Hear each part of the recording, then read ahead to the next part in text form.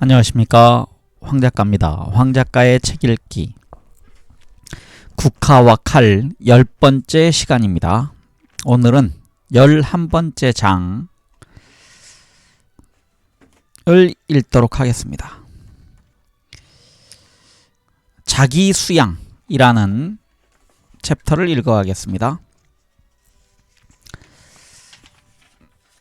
읽을 페이지는요 301쪽입니다. 어떤 문화의 특별한 자기훈련은 다른 나라에서 온 관찰자에게는 무의미한 것으로 생각되기 쉽다. 훈련 방법 그 자체는 잘 알겠지만 어째서 그런 고생을 해야 하는가? 어째서 일부러 고리에 매달리거나 배꼽을 뚫어져라 쳐다보거나 전혀 돈을 쓰지 않는 것일까? 어째서 이런 고행에 전념하며 구계자에게는 참으로 중요하고 훈련할 필요가 있다고 생각되는 충동을 제어할 것을 왜 하지 않는 것일까? 자기 훈련을 위한 특별한 방법이 없는 나라에 속해 있는 관찰자가 그 방법을 매우 신뢰하는 국민의 한가운데 있다면 오해의 가능성은 최고도에 달한다. 미국은 자기훈련을 위한 특별한 방법이 비교적 발달하지 않았다. 미국인은 자기 생애에서 실현 가능한 계획을 세운 사람은 만일 그럴 필요가 있다면 혼자서 나름대로 자기가 선택한 목표에 도달하기 위해 훈련을 한다. 자기 훈련을 할 것인지 말 것인지는 그 사람의 소망, 양심 혹은 베블론의 이른바 기술적 본능에 따라서 달라진다. 그는 축구선수로 경기에 참가하기 위해 엄격한 규율에 따르거나 음악가가 되기 위해 또는 사업에 성공하기 위해 일체오락을 단념한다. 여기서 베블런은 앞에 나왔던 베블런은 first name이 소르스테인 베블런이네요.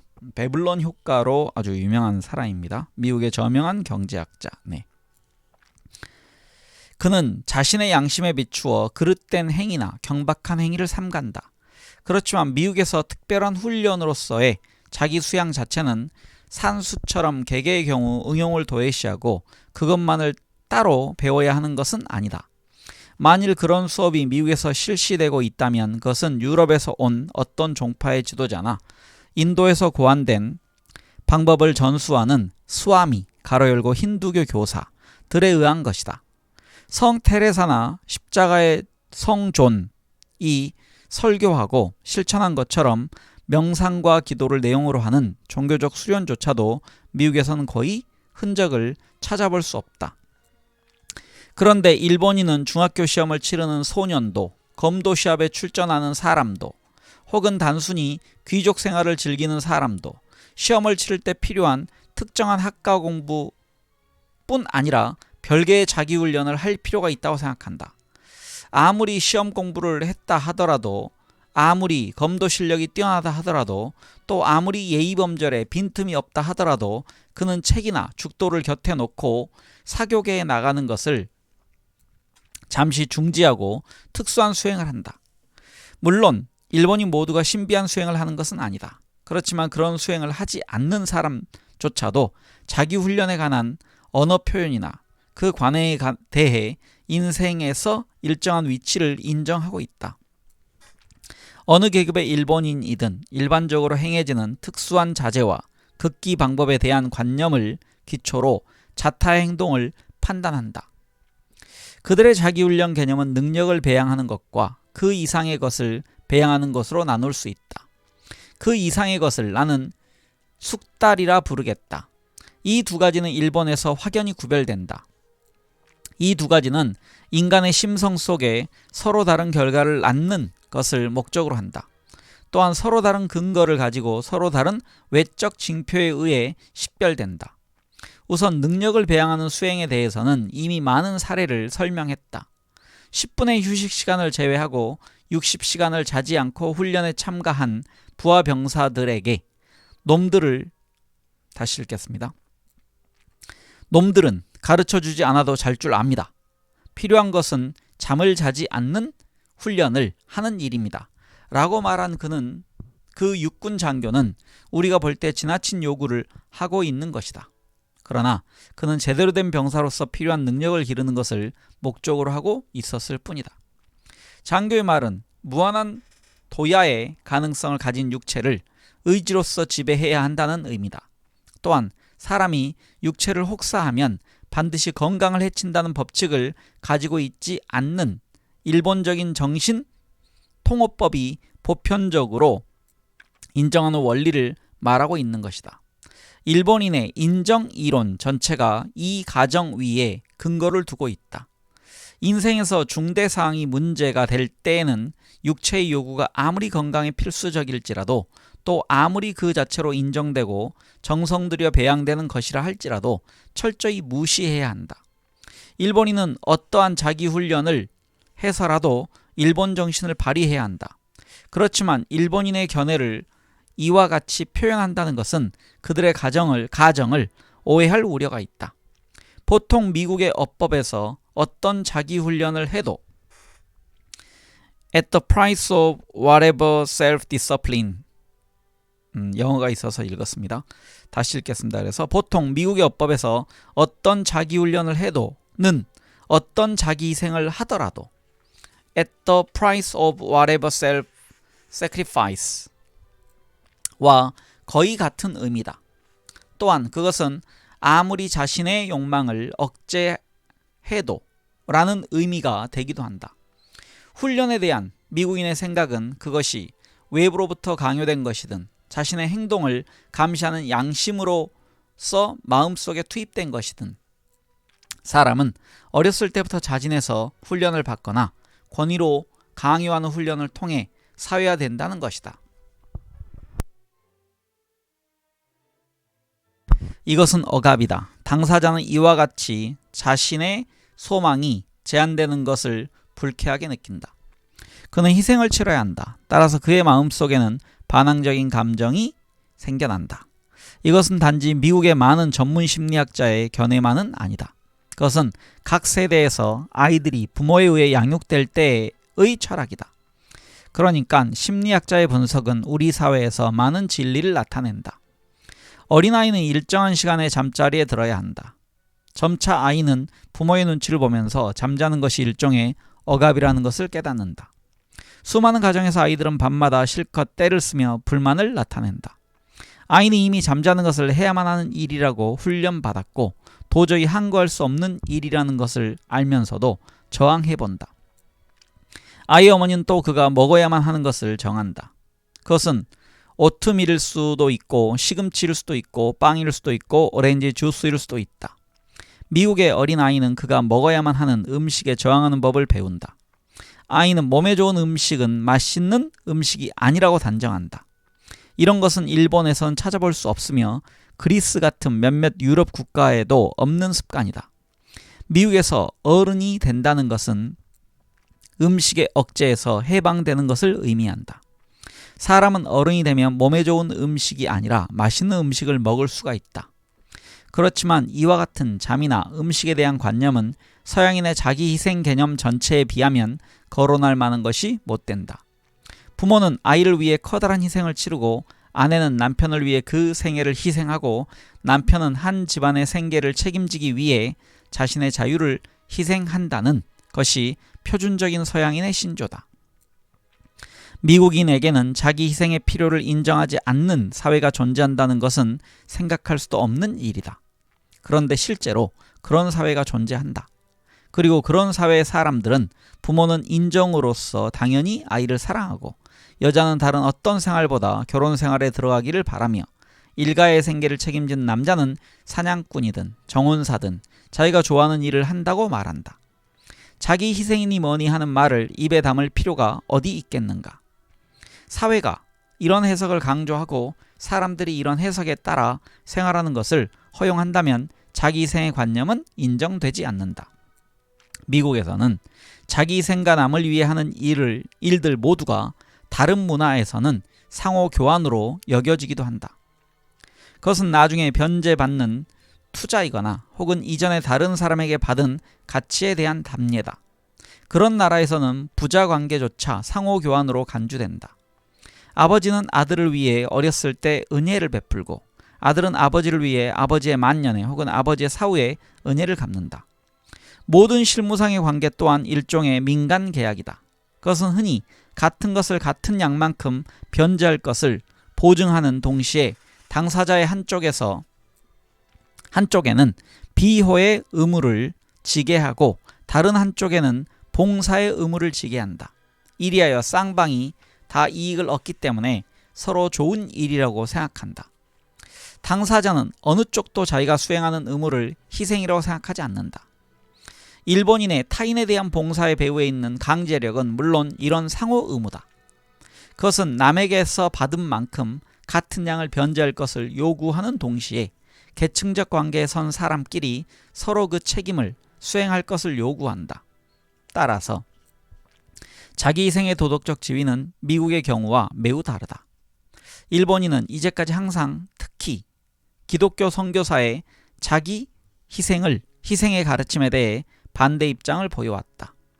그들은 유덕한 사람은 남을 위해 봉사하는 것을 자기 소망의 억압이라고 생각해서는 안 된다고 주장한다. 어떤 일본인은 나에게 이렇게 말했다. 우리가 당신이 말하는 이른바 자기 희생을 행하는 것은 우리가 그렇게 하기를 원하기 때문이거나 그렇게 하는 것이 올바른 행위이기 때문이다. 우리는 그것을 결코 유감으로 생각하지 않는다. 우리가 실제로 남을 위해 아무리 많은 것을 희생한다 하더라도 우리는 그렇게 함으로써 정신적으로 고매해진다거나 그 보답을 받아야 한다고는 생각하지 않는다. 일본인처럼 정교하고 치밀한 상호 의무를 생활의 중추로 삼고 있는 국민이 자신들의 행동을 자기 희생이라고 치부하는 것이 부당하다고 생각하는 것은 당연하다. 그들은 극단적인 의무를 수행하는데 자기 연민과 독선의 감정을 품지 않는다. 이런 감정은 전통적 상호 의무의 강제력 때문에 개인주의적 경쟁을 기조로 하는 나라에서 일어나기 쉽다. 따라서 일본에서 일반적으로 행해지는 자기 수양의 습관을 이해하기 위해서는 미국인의 자기훈련, 셀프 디서플린 개념의 일종의 외과적 수술을 해야 한다. 우리는 우리의 문화에서 이 관념의 주위에 달라붙어 있는 자기희생, 셀프 세크리파이스와 억압, 프러스트레이션 이라는 부산물을 잘라내야 한다. 일본에서는 훌륭한 경기자가 되기 위해 자기 훈련을 한다. 그리고 일본인은 브릿지를 하는 사람과 마찬가지로 희생의식을 수반하지 않고 훈련을 받는다. 물론 훈련은 엄격하다. 그러나 훈련의 본질이 그런 것이므로 엄격한 것이 당연하다. 갓 태어난 어린아이는 행복하지만 인생을 맛보는 능력을 갖고 있지 않다. 정신적 훈련 혹은 자기 훈련, 즉 슈요를 쌓아야 비로소 사람은 충실한 생활을 하고 인생의 맛을 음미할 수 있다. 이 표현은 통상 이리하여 비로소 인생을 즐길 수 있다. Only so can he enjoy life 라고 번역된다. 자기 훈련은 배, 가로 열고 자제력이 깃드는 곳, 즉 배짱을 만든다. 여기서 배는 우리 사람의 배네요. 복부. 다시 하겠습니다. 자기훈련은 자제력이 깃드는 곳인 배, 즉 배짱을 만든다. 그것은 인생을 확대한다. 일본에서 능력을 기르는 자기훈련의 근거는 그것이 처세 태도를 개선한다는 점에 있다. 훈련의 첫 무렵에 사람들은 도저히 참을 수 없다고 느낄지도 모르지만 그 느낌은 이내 사라진다. 나중에는 훈련이 즐거움이 되거나 혹은 훈련을 포기해버린다. 견습 점원은 장사에 도움이 되고 소녀는 주도, 여기선 주도가 유도입니다. 주도를 배우며 며느리는 시어머니의 요구에 맞추게 된다. 훈련의 최초 단계에서 새로운 요구에 익숙하지 않은 사람이 슈요, 여기서 슈요는 수양입니다. 수양. 앞에서 정신적 훈련, 이게 한문으로는 수양입니다. 다시 읽겠습니다. 훈련의 최초 단계에서 새로운 요구에 익숙하지 않은 사람이 슈요를 피하려고 하는 것도 무리는 아니다. 그런 경우에 아버지는 너는 잘못 생각하고 있다. 인생을 맛보기 위해서는 아무래도 다소의 훈련이 필요하다. 만일 그것을 내던지고 전혀 수행하지 않으면 나중에 반드시 불행한 꼴을 당한다. 만일 그런 결과에 빠져 세상 사람들로부터 이러쿵저러쿵 말을 듣게 되어도 나는 너를 더 이상 감싸줄 수 없다. 고 말하며 설득한다. 그들이 자주 사용하는 표현을 빌리면 수양은 자기 몸에서 나오는 녹을 갈아 떨어내는 것이다. 수양은 사람을 잘 갈아 예리한 칼로 만든다. 그리고 그것이야말로 그가 바라던 일이다. 일본인은 이와 같은 자기훈련이 자신에게 이익이 된다는 것을 강조한다. 이것은 그들이 도덕률이 자주 요구하는 극단적 행위가 중대한 억압이 된다는 것, 또 그와 같은 억압이 공격적 충동을 자아내는 일이 전혀 없다는 의미는 아니다. 이와 같은 일이 유이나 스포츠의 경우라면 미국인도 이해할 수가 있다. 브릿지 선수권 보유자는 실력을 닦기 위해 감내한 자기 희생을 불평하지 않는다. 그는 그 분야에서 달인이 되기 위해 소비한 시간을 억압이라고 간주하지 않는다. 그럼에도 불구하고 의사에 따르면 큰 판돈을 건 승부를 할 때나 선수권 시합 때 필요한 주의력이 때때로 위궤양이나 신체적 긴장의 한 요인이 되는 일이 있다.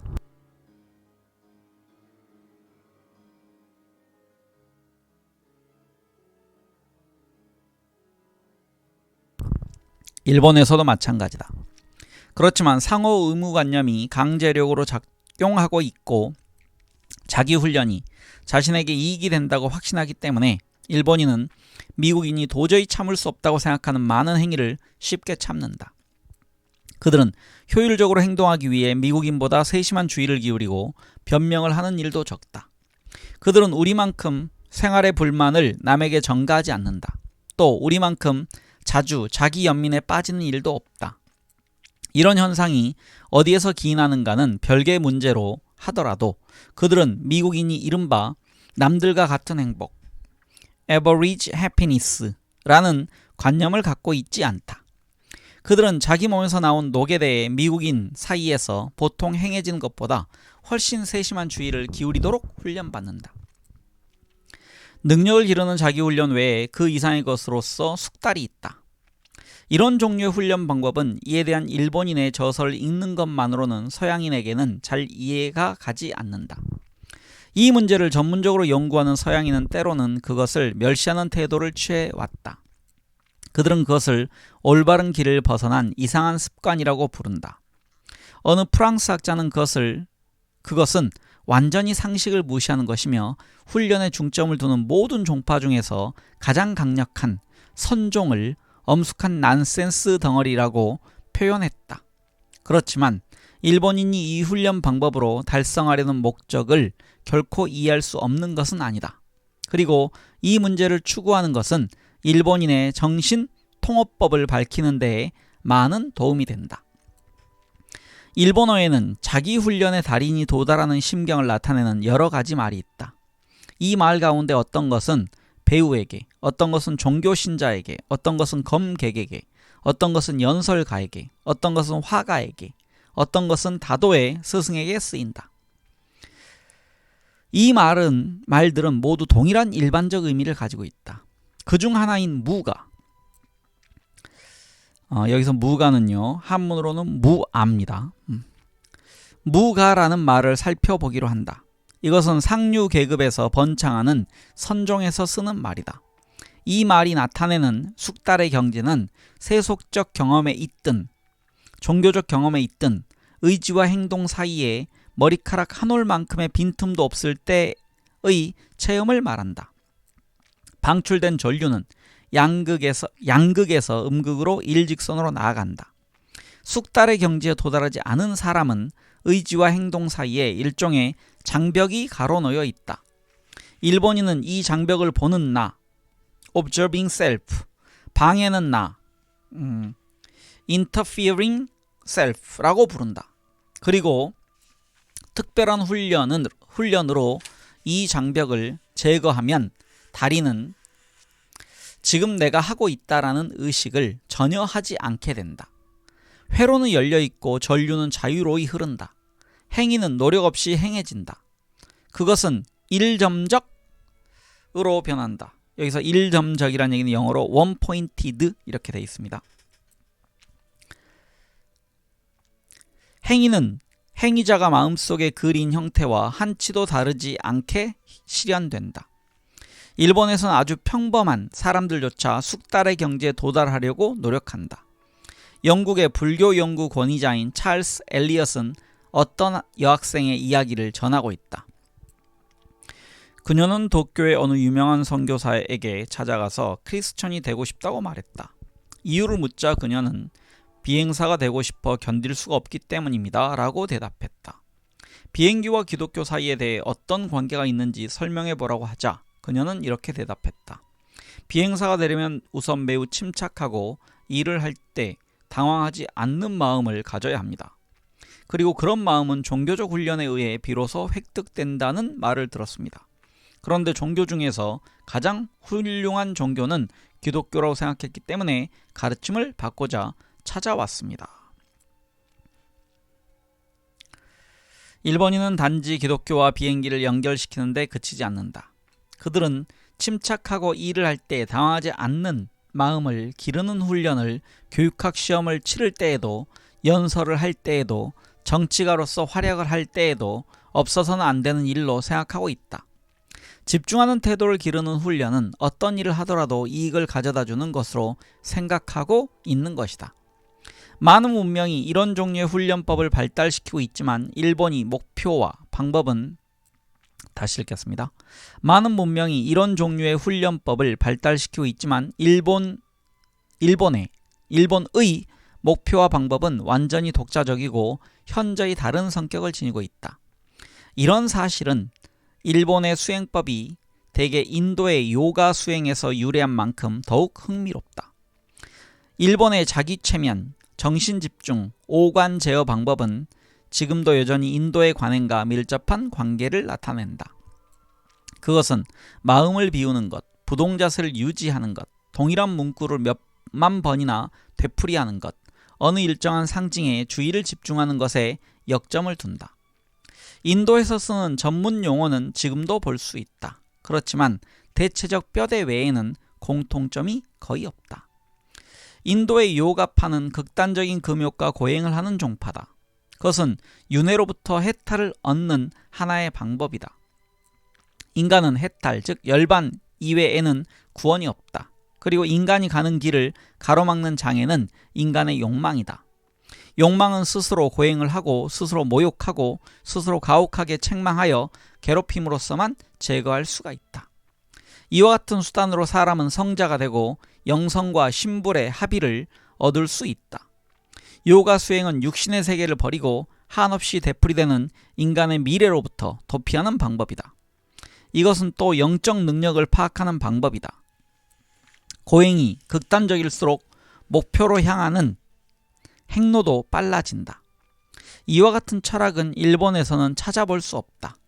일본은 불교 국가임에도 불구하고 지금까지 윤회와 열반 사상이 국민의 불교적 신앙의 일부분이 된 일이 없다. 이런 가르침은 소수의 승려가 개인적으로 받아들인 일은 있어도 민중의 풍습이나 사상에 영향을 미친 일은 한 번도 없다. 일본에서는 인간의 영혼이 다시 태어나는 것이라는 이유로 짐승이나 벌레를 죽이지 않는 일이 없다. 또 일본의 장례식이나 출생의식은 윤회 사상의 영향을 전혀 받지 않았다. 윤회설은 일본적 사상의 틀이 아니다. 열반 사상 또한 일반 민중은 전혀 알지 못했고 승려들이 이에 손질을 가하여 결국 없애버렸다. 학문을 한 승려들은 사토리, 즉 깨달음을 얻는 인간은 이미 열반의 경지에 있다고 말한다. 열반은 지금 여기 시간의 한가운데에 있다. 또한 그들은 소나무 속에서도 야생의 새 속에도 열반을 본다고 단언한다. 일본인은 예부터 사후세계를 상상하는 일에는 흥미를 갖지 않았다. 그들의 신화는 신들의 이야기를 전하고 있으나 죽은 사람의 생활은 이야기하고 있지 않다. 그들은 불교의 인과응보 사상조차 버리고 말았다. 그들은 누구라도 심지어 신분이 낮은 농부조차도 죽으면 부처가 된다고 말했다. 각 가정에 불단에 모신 가족의 위패를 나타내는 말이 바로 부처님이다. 이렇게 표현하는 불교 국가는 일찍이 없었다.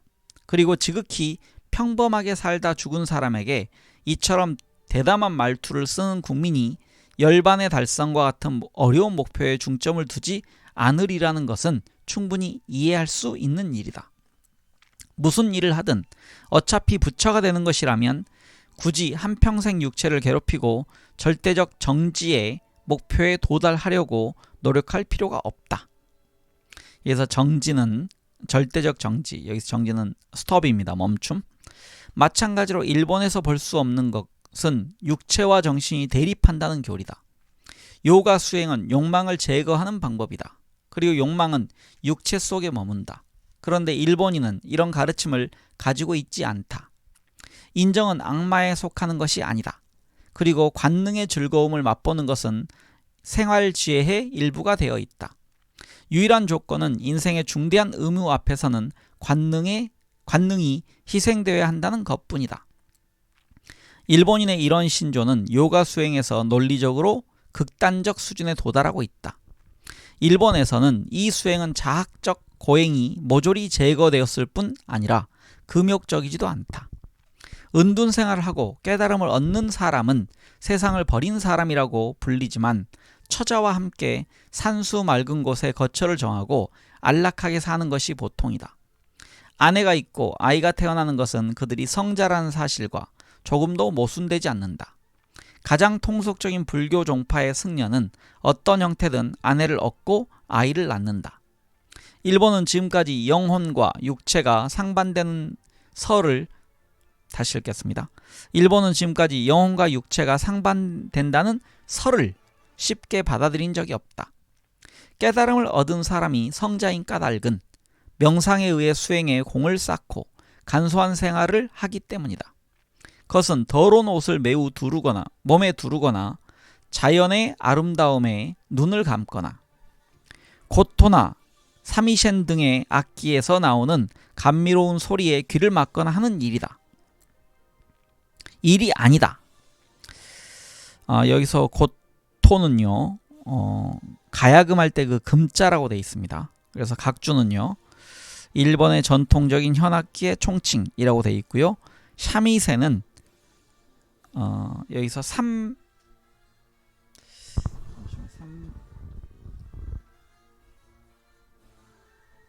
미선이라고 되어 있습니다. 삼미선이라고 되어 있고요. 한문이 좀 글씨가 작아서 일본의 전통적인 현악기 중에 하나라고 되어 있습니다. 일본의 성자들은 우아한 시가를 짓고 다도를 즐기고 달맞이나 꽃 구경을 하면서 세월을 보냈다. 실제로 선종에서는 신도들에게 세 가지 부족, 즉 의, 식, 면의 부족을 피할 것을 명한다.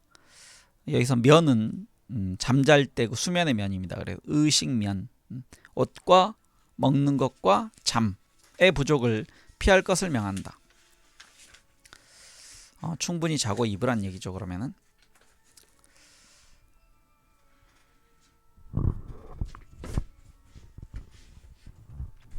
요가 수행의 마지막 신조, 즉 요가 수행이 가르치는 신비주의적 수행법이 수행자를 망아입신의 경지로 인도하여 우주와 합의를 시킨다는 신조 또한 일본에서는 찾아볼 수 없다. 입신이란 얘기는 나를 잃고 신의 경지에 도달한다. 그렇게 해석하면 될 것 같습니다. 문명화되지 않은 민족, 이슬람교도의 수도승, 인도의 요가 행자, 중세의 기독교를 불문하고 전 세계 어디서든 신비주의적 수행법이 행해져 온 곳에서 수행자들은 신앙은 다르지만 이구동성으로 신과 하나가 되었으며 이 세상 것이 아닌 법렬을 경험했다고 말해왔다. 일본인은 신비주의적 수행법은 가지고 있지만 신비주의는 가지고 있지 않다. 이것은 그들이 황홀 상태에 빠진 일이 없다는 의미는 아니다. 그들 또한 망하의 경지에 이른다. 그렇지만 그들은 황홀 상태조차 집중하는 태도를 기르는 훈련법으로 간주하고 있다. 그들은 그것을 입신 상태라고 말하지 않는다. 선종에서는 다른 나라의 신비주의자들처럼 황홀 상태에 빠져 있는 동안은 오관의 활동이 정지 상태에 있다고 하지 않는다. 그들은 이 방법으로 육관이 비정상적으로 예민한 상태에 달한다고 말한다. 육관은 마음속에 머무르고 있다. 그리고 육관은 보통 훈련에 의해 오관을 지배한다. 그러나 미각, 촉각, 시각, 후각, 청각도 황홀 상태에 빠져 있는 동안 각각 특별한 훈련을 받는다. 소리 없는 발소리를 듣고 그 발소리가 한 장소에 다른 장소로 움직여가는 것을 정확하게 뒤쫓을 수 있게 되는 것, 혹은 삼매경을 중단하지 않고 맛있는 음식 냄새, 그런 냄새를 일부러 나게 하여 맛있는 음식 냄새를 식별하는 것이 참선자들의 수행의 하나다. 냄새를 맡는 것, 보는 것, 듣는 것, 만지는 것, 맛보는 것이 육관을 보조한다. 그리고 사람들은 이 삼매경에서 모든 감관을 예민하게 하는 것을 배운다. 여기서 감관이라는 얘기는 감각을 주관하는 기관쯤 될 것 같습니다. 이런 일은 초감각적 경험을 중시하는 종교로서는 실로 이례적이다. 삼매경 상태에서도 그와 같은 선의 수행자는 자기 밖으로 빠져나가려 하지 않는다. 그는 니체가 고대 그리스인에게 대해 말한 것처럼 있는 그대로 자기에 머물고 시민으로서 자신의 이름을 그대로 유지하려 한다. 일본의 위대한 불교 지도자들의 말 중에는 이와 같은 견해를 명료하게 표현한 말이 많이 발견된다. 그 중에서도 뛰어난 것은 현재 선종의 가장 유력한 종파인 조동종을 연 12세기의 고승 도겐의 말이다. 그는 자신의 깨달음을 이렇게 말한다. 나는 다만 수직의 코 위에 눈이 수평으로 달려 있다는 것을 안 것뿐이다. 중략, 무엇 하나 이상한 것은 없다. 괄호 열고 선의 체험 속에는 괄호 닫고 시간은 자연히 지나간다. 해는 동쪽에서 떠오르고 달은 서쪽으로 진다.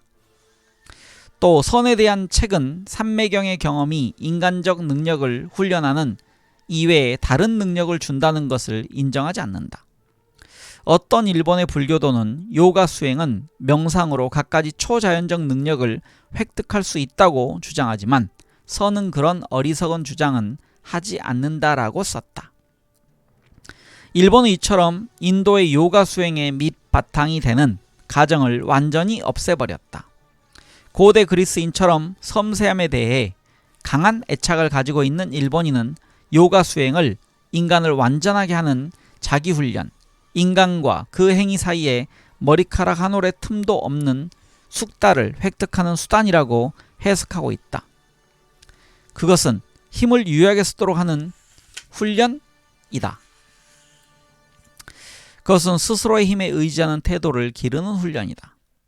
그것이 주는 공덕은 현세적인 것으로 사람은 이에 의해 어떤 상황에 처해도 지나치거나 부족함 없이 꼭 알맞은 노력으로 대처할 수 있게 된다. 또 수행을 쌓음으로써 변덕스럽고 끊임없이 흔들리는 자기 마음을 통제할 수 있어 외부의 신체적 위험에도 내부의 격정에도 침착성을 잃지 않게 된다. 이와 같은 훈련은 승려뿐 아니라 무사에게도 유익한 것이었다. 사실 선을 자신들의 종교로 만든 것은 다름 아닌 무사였다. 신비주의적 수행법이 신비적 체험을 목표로 하지 않고 무사의 훈련법으로 이용된 곳은 일본 외에는 없다. 일본에선 처음 선이 영향력을 갖기 시작한 시기부터 항상 그러했다. 12세기 일본 선종의 개조란 얘기는 열어서 조상이 된 사람, 이렇게 해석하면 될 것 같습니다. 즉 창시자. 다시 읽겠습니다. 12세기 일본 선종의 개조 에이사이는 다시 읽겠습니다. 12세기 일본 선종의 개조 에이사이의 저서는 선을 보급함으로써 나라를 지키는 논이다.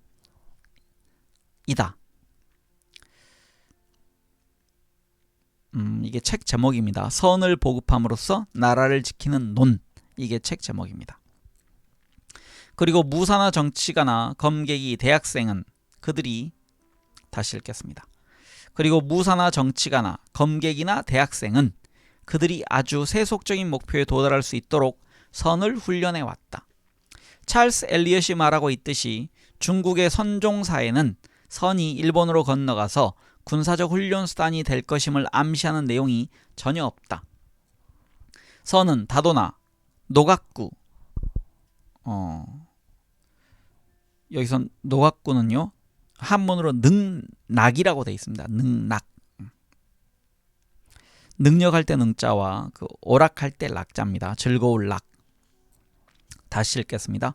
선은 다도나 노각구처럼 완전히 일본적인 것이 되었다. 12세기와 13세기의 동란시대의 경전 속에서가 아니라 인간 마음의 직접적 체험 속에서 진리를 발견해 내려는 이 명상적이고 신비적인 가르침이 세상의 풍파를 피해 승원으로 출가한 사람들 사이에 유행한 것은 상상할 수 있는 일이다. 그러나 설마 무사계급이 애호하는 생활원리로 받아들여지리라고는 생각하지 못했다. 그런데 실제로 그런 일이 일어났다. 불교와 신토를 포함한 일본의 많은 종파는 명상, 자기 최면, 황홀상태 등의 신비적 수행법에 매우 큰 역점을 두어왔다. 그런데 그런 종파 가운데 어떤 종파는 이와 같은 훈련의 결과를 신의 은총의 증거라고 주장하고 그 철학의 근원을 다리끼, 한문으로 타력이라고 되어 있습니다. 다리끼, 즉 타인의 힘에 매달리는 것이라고 설명이 있어서요. 다시 읽겠습니다. 그 철학의 근원을 다리끼, 즉 은혜로운 신의 힘에 매달리는 것에 두고 있다. 이와 반대되는 성과 같은 종파에서는 지리끼, 여기는 자력이라고 되어 있습니다. 지리끼, 즉 자신의 힘만을 의지한다. 이런 종파는 힘은 자기 속에만 존재하고 스스로의 노력으로만 증대할 수 있다고 가르친다. 일본의 무사들은 이것이 그들의 성향에 꼭 맞는 가르침이라고 느꼈다. 그래서 그들은 승려로서 활동할 때에도, 정치가로서 활동할 때에도, 혹은 교육자로서 활동할 때에도 무사는 이런 직능을 모두 수행했다가 중간에 있고요. 그래서 다시 읽겠습니다. 그래서 그들은 승려로서 활동할 때에도, 정치가로서 활동할 때에도, 혹은 교사로서 활동할 때에도, 혹은 교육자로서 활동할 때에도 선의 수행법을 강건한 개인주의를 바치는 지주로 이용했다.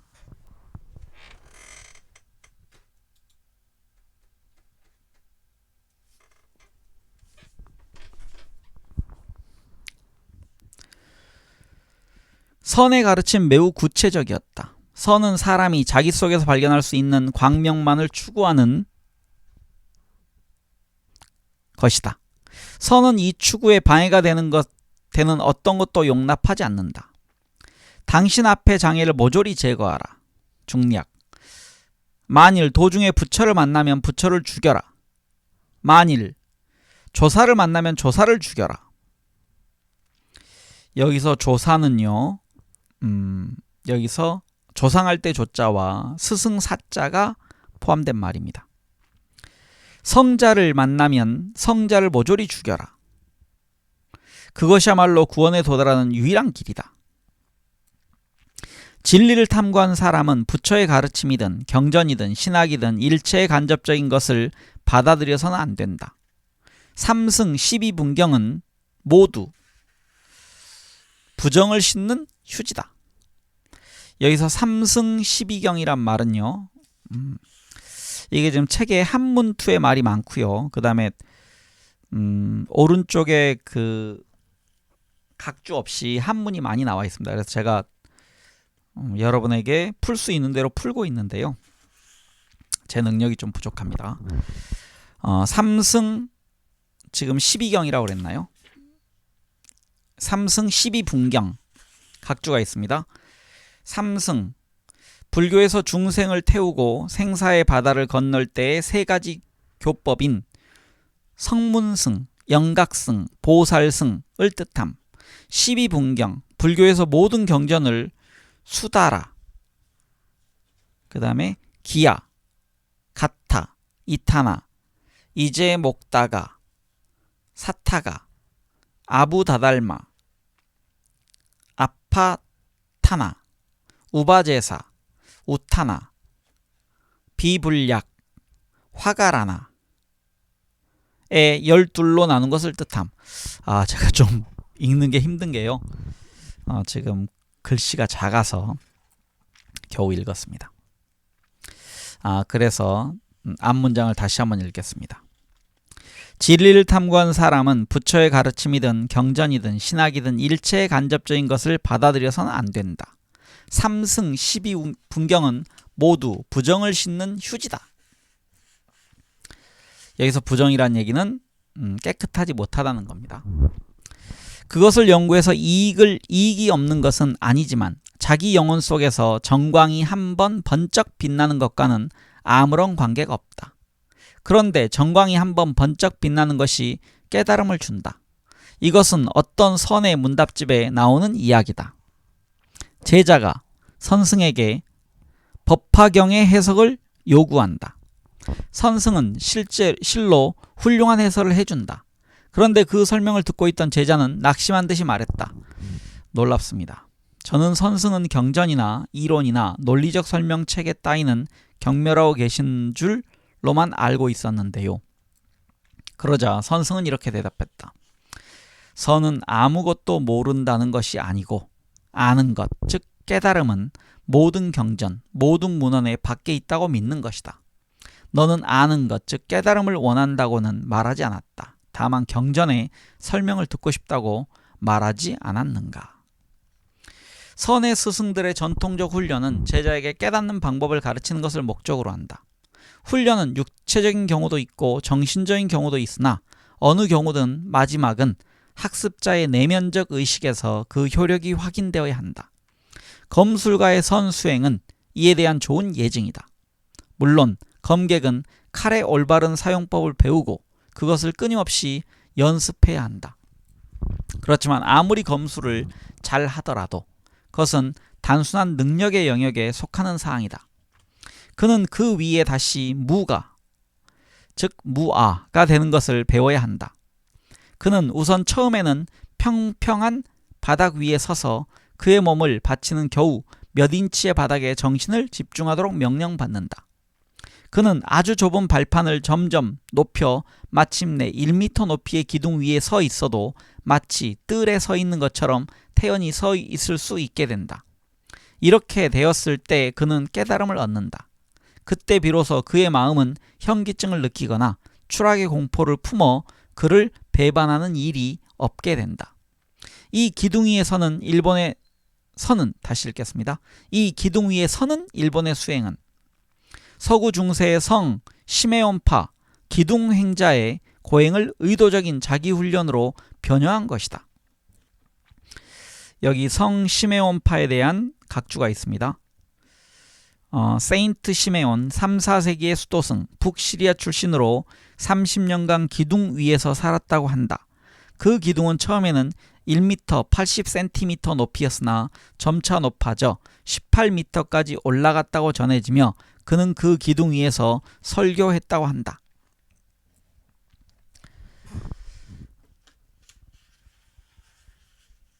그것은 이미 고행이 아니다. 선의 수행이든 농촌에서 일반적으로 행해지는 관습이든 일본에서 모든 육체적 훈련은 이런 종류의 변형을 거친다.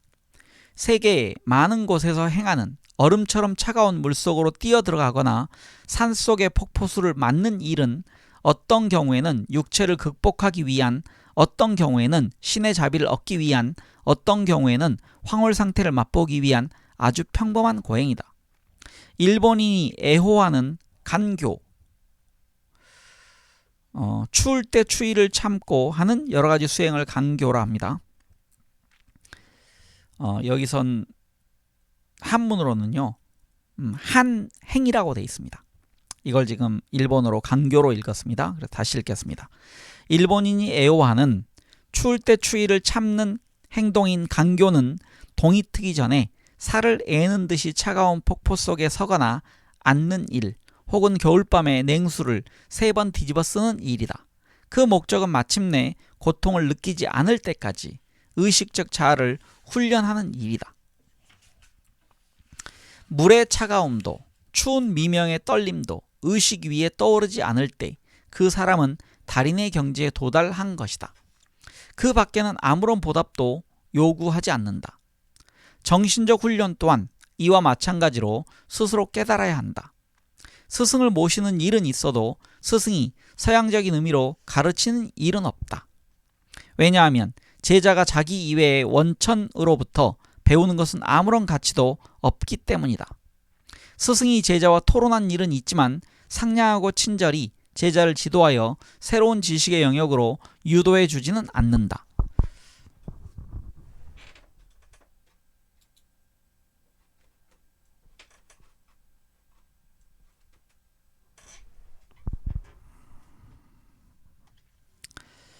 오히려 제자를 난폭하게 다루는 스승이 도움이 되는 스승이라고 여겨진다.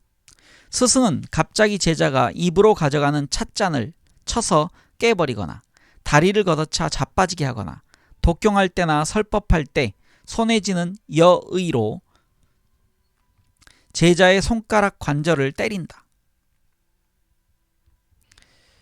그러면 제자는 그 충격을 받는 찰나 갑자기 마치 전류에 닿은 것처럼 깨달음을 얻기도 하는 것이다. 그것은 그의 자기 만열을 깨부수는 것이다. 승려의 언행을 기록한 책은 이런 종류의 사파로 가득 차 있다. 제자가 깨달음을 얻도록 하기 위해 가장 애원한 방법은 고안이었다. 한문으로 이게 공안으로 되어 있고요. 밑에 각주가 있습니다. 선종에서 도를 터득하기 위해 사용하게 하는 문제라는 것이 공안, 일본어로는 고안이라는 것입니다. 고안은 글자 그대로는 문제라는 뜻으로 그 종류가 1700종이나 된다고 한다.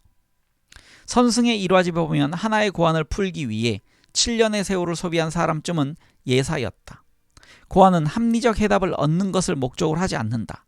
예를 들면 두 손의 소리를 듣는 다 든지 태어나기 전에 어머니가 그립다 라는 것이 있다. 또 다른 예를 들면 시신을 업고 걷고 있는 자는 누구인가 라든지 나를 향해 걸어오는 자는 누구인가 라든지 만물은 하나로 돌아온다. 하나는 어디로 돌아가는가 라는 것이 있다.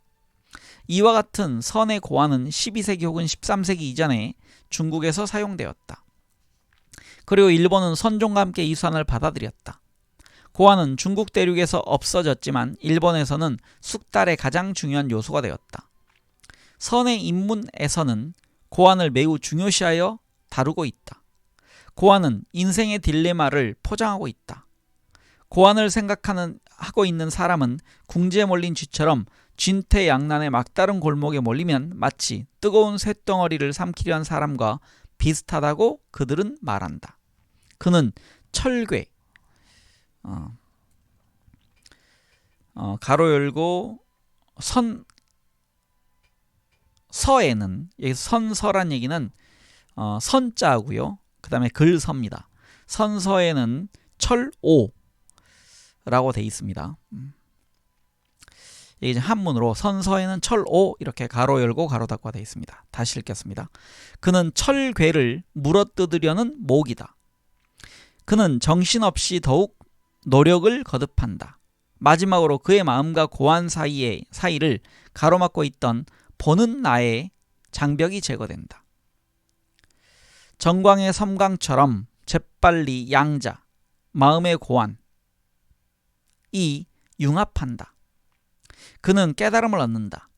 이와 같이 극도로 긴장된 심적 노력의 묘사를 읽은 후 선승의 언행록을 펼쳐 각고의 노력을 기울여 얻은 위대한 진리를 찾아보면 약간 허탈해진 느낌을 갖는다.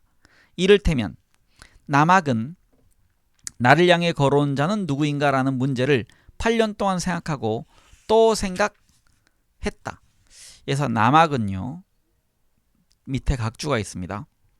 육조대감 해능선사의 법사, 금주사람, 당나라 현종, 천보 3년 1404년 68세로 시적, 대선해사라는 시호를 받았다. 그 법맥에서 임제, 위양이라는 두 종파가 나왔다. 불교에서 존경받는 분인 것 같습니다. 그 결과 마침내 그는 깨달았다. 그의 답은 여기에 한 물건이 있다고 생각한 순간 전체가 도망쳐 버린다라는 것이었다. 여기에 대한 각주도 있습니다. 선어자휘에 의하면 적의 본분저의 일을 한마디로 말하면 맞지 않는다라는 뜻이다 라고 되어 있습니다. 그렇지만 선의 계시에는 전반적으로 일정한 틀이 있다. 그것은 다음 몇 줄의 문답을 통해 알 수 있다. 승. 어떻게 하면 생사의 윤회를 면할 수 있을까요? 사. 이제 승려가 묻고 스승이 답하는 겁니다. 사. 너를 속박하고 있는 자, 즉 이 윤회에 너를 얽매여 놓은 자는 누구인가? 그들이 배우는 것은 중국의 유명한 표현을 빌리면 그때까지 그들은 소에 탄 채 소를 찾고 있었다는 것이다. 그들은 필요한 것은 그물이나 덫이 아니라 그런 도구로 잡을 물고기나 짐승이라는 것을 배운다. 이것을 서양식의 표현으로 고쳐서 말하면 그들은 딜레마의 양각이 모두 본질과는 상관이 없다는 것을 배운다. 그들은 만일 심안이 열리기만 하면 목전에 있는 손쉬운 수단으로 목표에 도달할 수 있다는 것을 배운다. 어떤 일이라도 가능하다. 그것도 자기 이외의 누구의 도움도 빌리지 않고 말이다. 일본에서 행해지는 고안의 의의는 진리 탐구자가 발견하는 진리에 있지 않다. 그 진리는 전 세계 도처의 신비주의자가 발견하는 진리와 조금도 다를 바가 없다. 고안의 의의는 그것이 일본인의 진리 탐구를 어떻게 생각하고 있는가를 나타낸다는 점에 있다. 고안은 문을 두드리는 벽돌이라고 불린다. 문은 눈앞에 있는 수단으로 과연 충분할까 지레 걱정을 한다. 문은 자기 행동을 칭찬하고 비난하는 수많은 사람이 감시의 눈을 번뜩이고 있다고 망상하는 어리석고 우매한 인간성의 주위에 둘러쳐진 벽에 붙어 있다. 이 벽은 모든 일본인이 절실하게 느끼는 하지, 가로 열고 치욕의 벽이다. 벽돌로 문을 부수고 문이 열리는 순간 사람은 자유의 천지로 해방되어 벽돌을 내던진다. 이제 더 이상 고안을 풀지 않는다. 수행은 완료되고 일본인의 덕에 딜레마는 해결되었다. 그들은 필사적으로 막다른 골목에 부딪혀 갔다. 수행을 쌓기 위해 그들은 철우를 이게 오자가 아니고 우자였네요. 제가 앞에서 잘못 읽어서 이걸 오자로 읽었었는데요. 철괴가 철우였습니다. 제가 아까 철우라고 읽었었나요? 다시 읽겠습니다. 그들은 필사적으로 막다른 골목에 부딪혀 갔다. 수행을 쌓기 위해 그들은 철우, 그러니까 쇠로 되어 있는 소입니다. 철우를 무는 모기가 되었다. 그 결과 드디어 그들은 막다른 골목은 존재하지 않는다는 것. 기무와 길이 사이, 길이와 인정 사이, 정의와 길이 사이에도 역시 막다른 골목이 없다는 것을 알았다. 그들은 한 갈래의 길을 발견했다. 그들은 무가의 경지에 도달했다. 그들의 숙달 훈련은 훌륭하게 목적을 달성했다. 선불교 연구의 권위자인 스즈키는 무가를 지금 내가 하고 있다는 의식이 전혀 없는 삼매경, 무노력이라고 설명한다. 보는 나는 배제된다. 사람은 나를 잃는다. 즉 이미 자기 행위의 방관자가 아니게 된다. 스즈키는 이렇게 말한다. 의식이 눈을 뜨자마자 의지는 행위자와 방관자의 둘로 분열된다.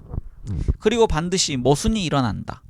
행위자로서의 나는 방관자로서의 나와 나의 구속에서 벗어나기를 원하기 때문이다. 따라서 깨달음에서 제자는 보는 나가 존재하지 않는다는 것, 미지 혹은 불가지의 영적 실체가 존재하지 않는다는 것을 발견한다. 존재하는 것은 단지 목표와 그 목표를 달성하는 행위뿐이다. 인간의 행동을 관찰하는 연구자들은 이 표현을 조금 고치면 일본 문화의 특성을 가리키는 말이라는 것을 알 수가 있다.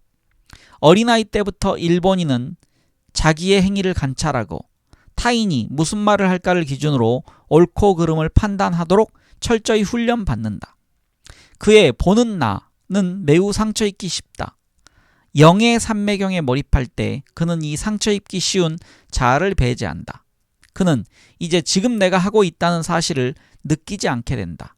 그때 그는 이로써 자기는 마음을 수양했다고 느낀다. 그것은 검수를 배우는 사람이 이제 자신은 겁먹지 않고 1m의 기둥 위에 서는 훈련이 되었다고 느끼는 것과 마찬가지다. 화가도 시인도 연설가도 무사도 무가의 훈련을 이용한다. 그들이 습득하는 것은 무한이 아니라 유한한 미를 명료하게 방해받지 않고 지각하는 것이다. 혹은 목표에 도달하기 위해 지나치도록 부족하지도 않게 꼭 알맞은 정도의 노력을 하도록 수단과 목적을 조화시키는 일이다. 전혀 훈련받지 않은 사람이 일종의 무가 체험을 하는 경우도 있다. 노, 한문으로 능입니다. 노나, 가붓기를 구경하는 사람이 무대에 빨려 들어가 완전히 자신을 잃어버릴 때에도 보는 나를 잃는다고 말한다. 그는 손에 땀을 쥔다. 그는 무가의 땀을 느낀다. 목표에 근접하는 폭격기 조종사도 폭탄을 투하하기 직전에 무가의 땀을 흘린다. 그는 내가 하고 있다는 것을 의식하지 않는다. 그의 의식의 방관자로서의 자아는 완전히 모습을 감춘다. 일체에 한눈을 팔지 않고 오로지 적기의 동태를 살피는 고사포의 사수 또한 마찬가지로 무가의 땀을 흘리며 보는 나를 잃었다고 말한다. 이런 상태에 놓여있는 사람은 이상의 어느 경우에도 최상의 컨디션에 있다고 생각된다. 이런 생각은 일본인이 자기 감시와 자기 감독에 얼마나 중압감을 느끼는가를 말해준다. 그들은 이런 제약이 없어졌을 때 자유로워지고 마음껏 일할 수가 있다고 말한다. 미국인은 보는 나를 자기 안에 있는 이성적 원리로 간주하고 위기에 처해서도 빈틈없이 이에 주의를 기울이면서 행동하는 것을 자랑으로 삼는다. 반면 일본인은 영혼의 삼매경에 몰입하여 자기 감시가 부과하는 제약을 잊을 때 지금까지 목 둘레에 매여 있던 무거운 맷돌이 떨어져 나간 것 같은 느낌을 갖는다. 앞에서 말한 바와 같이 그들의 문화는 그들의 영혼에 신중하게 행동해야 한다는 말을 귀가 따갑게 들려준다. 그런데 일본인은 이런 무거운 짐을 내팽개칠 때 한층 유효한 일을 할 수 있는 의식이 나타난다고 선언함으로써 미국인의 논리에 대항해왔다. 이 신조를 표현하는 가장 극단적인, 적어도 서양인의 귀에는 그렇게 들리는 표현은 죽은 셈 치고다. 그들은 죽은 셈 치고 사는 사람을 매우 높이 평가한다. 이 말을 글자 그대로 표현하면 산송장이라고 할 수 있는데 서양 어느 나라의 언어에서도 산송장이라는 말은 혐오의 표현이다. 이 말은 어떤 인간의 자아가 사멸하여 이 지상에 오직 귀찮은 존재로 남아있는 육신에서 떠나버리는 것을 나타낸다. 이미 그 육신 속에는 생명력이 남아있지 않다. 그런데 일본인은 죽은 셈 치고 산다는 표현을 말없이 열심히 살아야 한다는 의미로 쓴다. 이 말은 극히 보편적 일상에서 누군가를 격려할 때 흔히 쓰인다. 중학교 졸업시험을 고민하는 소년을 격려할 때 사람들은 흔히 죽은 셈 치고 치러봐 쉽게 합격한다라고 말한다. 중대한 상거래를 앞둔 사람을 격려할 때 그의 친구는 흔히 죽은 셈 치고 해보라고 한다. 중대한 정신적 위기에 직면하여 앞으로 어떻게 해야 할지 모르는 처지에 빠져 있을 때에도 사람들은 죽은 셈 치고 살 결심을 하여 그 궁지에서 벗어난다. 종전 후 기조건 의원으로 선출되었던 위대한 기독교 지도자 가가와 도요히코는 자전적 소설 속에서 다음과 같이 말했다. 마치 악마에 끌린 사람처럼 그는 매일 자기 방에서 울면서 지냈다. 발작적으로 흐느끼는 그의 울음소리는 히스테리에 가까웠다. 고뇌는 한 달 반이나 계속되었으나 마침내 마지막 생명이 승리를 얻었다. 나는 죽음의 힘을 몸에 지니고 살아가리라. 나는 죽은 셈 치고 싸움 속으로 뛰어들어가자. 나는 크리스천이 될 결심을 했다. 전쟁 중 일본군은 흔히 나는 죽은 셈 치고 살아. 황은에 보답할 각오다 라고 말했다. 그리고 이 말은 출정 전에 자신의 장례식을 집행하거나 자신의 몸은 이오지마의 흙이 되게 하겠다 라고 맹세하거나 미얀마의 꽃과 더불어 지겠다 라는 각오를 다지는 행동을 모두 가리킨다. 무가의 밑바탕에 있는 철학이 죽은 셈 치고 산다는 태도에 밑바탕에도 숨어 있다. 이 상태에 있을 때 사람은 일체의 자기감시, 일체의 공포심이나 경계심을 버린다. 그는 죽은 자, 즉 이미 올바른 행동, 방침에 대해 걱정할 필요를 초월한 사람이 된다. 죽은 자는 이제는 오늘 갚을 필요가 없다. 죽은 자는 자유롭다. 따라서 나는 죽은 셈치고 산다는 표현은 모순으로부터의 궁극적 해방을 의미한다. 그것은 다음과 같은 것을 의미한다. 나의 활동력과 주의력은 아무런 속박도 받지 않고 목적의 실현을 향해 똑바로 나아갈 수 있게 되었다. 이제는 여러 가지 불안의 무거운 짐을 가진 보는 나는 나와 내 목표 사이에 가로막고 서 있지 않다. 보는 나와 더불어 지금까지 내 노력에 방해가 되어 왔던 긴장과 노력의 의식 및 의기소침에 빠지는 경향 역시 없어졌다.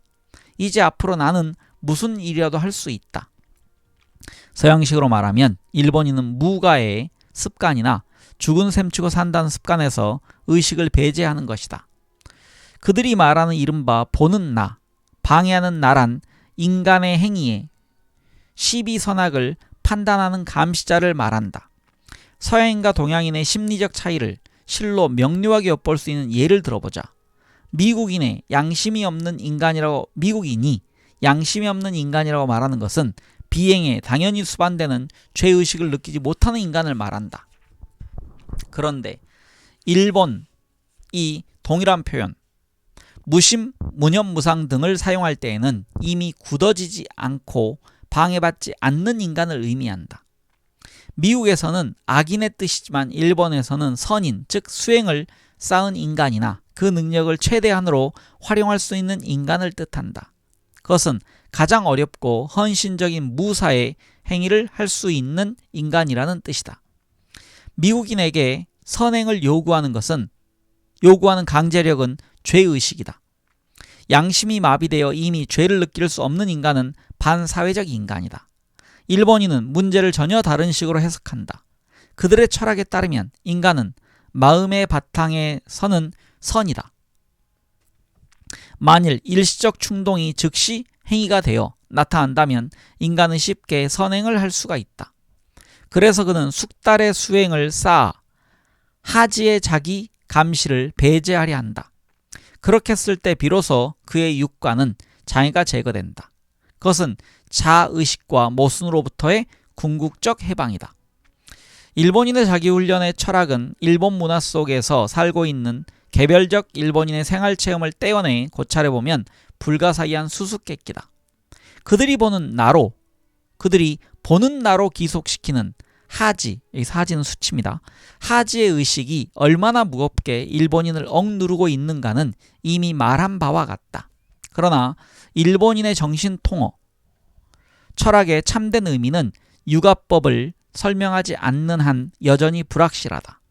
어느 문화에서도 전통의 도덕적 규율은 단순히 말뿐이 아니라 자식에 대한 연장자의 모든 태도에 의해 새로운 시대의 차례로 전해진다. 육아법을 연구하지 않고서는 어떤 나라의 국민이 인생에서 중요하게 여기는 것이 무엇인지 이해하는 것은 불가능하다. 일본의 육아법을 살펴보면 지금까지 성인에 국한한 분석이 많은 부분이 더욱 분명해질 것이다. 그래서 이제 다음 장이 어린 아이는 배운다라는 것이 장이 됩니다. 그리고 제가 마음속에 계속 조금 걱정되는 게요. 아까 그 철우를 제가 철오로 한번 읽었던 것 같습니다. 그래서 그 부분을 교정합니다. 제가 이 책을 읽으면서 느끼는 게 이제 두 가지입니다. 첫 번째는 전에 제가 이걸 읽었을 땐 눈으로 읽었었기 때문에 그냥 그러려니 하고 넘어갔던 부분을 여러분에게 말로 표현해야 되기 때문에 상당히 그 어려움을 좀 겪고 있습니다. 그 우리말과 오른쪽에 써 있는 한문 그리고 가끔 영어가 나오기 때문에 그 언어들을 종합적으로 이해할 필요가 좀 있고요. 그래서 전달하기 좀 제가 어려움을 겪고 있습니다. 저의 이해 한계도 있고요. 그리고 두 번째는 이 루스 베네딕트란 분이 약간 동양적인 이런 특히 불교 사상을 이해하는데 얼마나 많은 어려움을 겪었을까 하는 데 대한 그리고 그 노력을 이렇게 책으로 엮은 것에 대한 찬사 감사 혹은 노력에 대한 칭찬을 좀 해야 될 그런 느낌을 받았습니다. 여러분이 아마 들으신데도 많은 어려움이 있었을 까 생각합니다. 긴 시간 어려운 책 함께 해주셔서 감사합니다. 다음 시간에는 12장 어린 아이는 배운다 라는 장을 읽어 나가도록 하겠습니다. 네, 행복한 하루 보내십시오. 감사합니다.